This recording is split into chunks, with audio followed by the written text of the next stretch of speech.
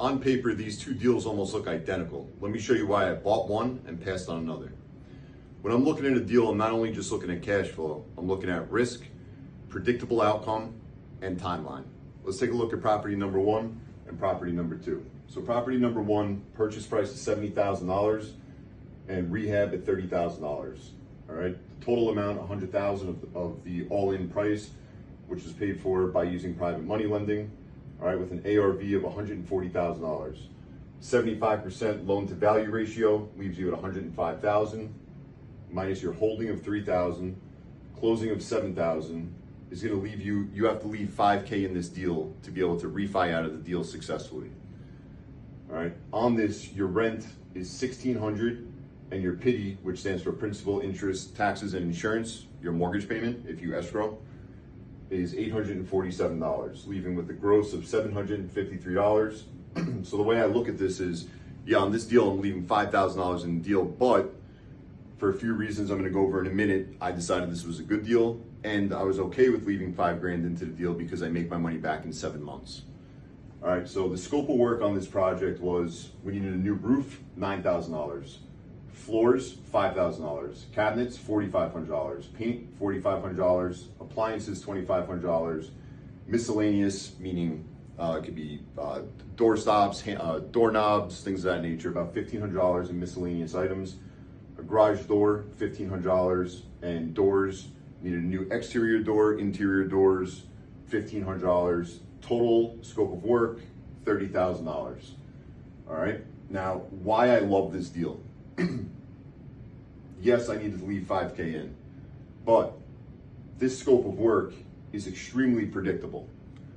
All right, the reason for that is because none of this requires permitting, right? So my risk is dropped down significantly because when you involve permitting, you have inspections going on, you're on other people's timelines, you have multiple inspections going on. It's a lot all at once, and it really can slow down your timeline, costing you more money in the long run. So I love this deal because the scope of work is very clear, to the point, and you're making good return on your investment.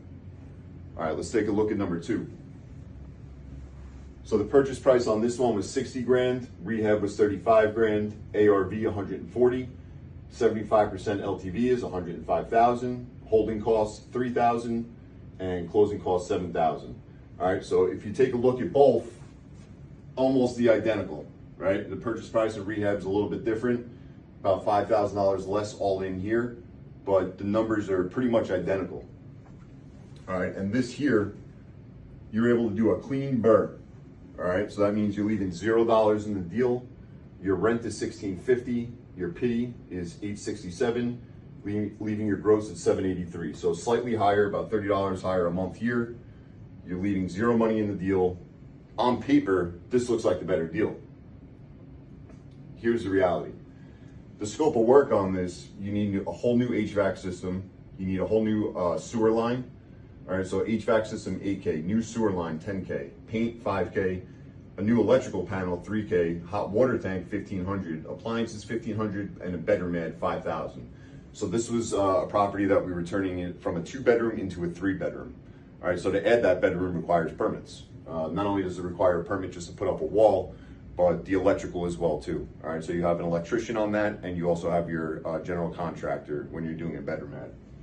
All right, and there's multiple phases of inspections, even if it's just adding one wall. All right, so what do you need permits for on here? A lot.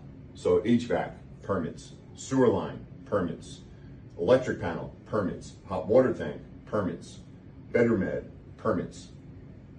It's a lot of permitting. A lot of timeline could be stalled.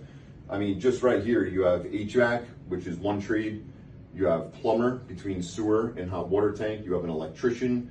You have your general contractor and the electrician again. There's a lot going on here, right? So this makes very unpredictable timelines, which again could really just take up a lot of your time, right? I'm not against permit work, right? When risk stacks against, you know, when the risk is, it keeps stacking up because of permitting and it's not severely discounted, I'm out. If it's severely discounted, I'm all in, right? So risk adjusted return is definitely greater than just return alone. So it's not always just about the cash flow, but really that predictable outcome and speed. All right, so time value cost it's a real thing, and you got to take it into consideration when doing these deals. Again, on paper, this looks like the better deal, right? But the reality is that this right here, nice clean scope of work, you're in and out of this thing in a couple weeks, and you're on to the next deal. So there's real value in that. When underwriting a deal, make sure you're taking that into consideration.